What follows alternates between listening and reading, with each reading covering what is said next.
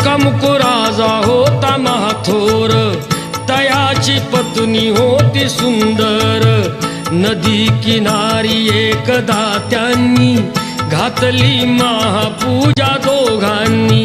आले एक नौका त्याच मार्गानी, नाव भरलेली पूर्ण द्रव्यानी.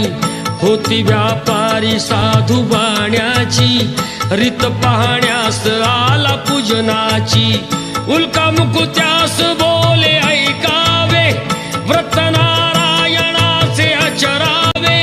मनोइच्छित फळ मागावे, चरणी श्री हरीच्या लागावे.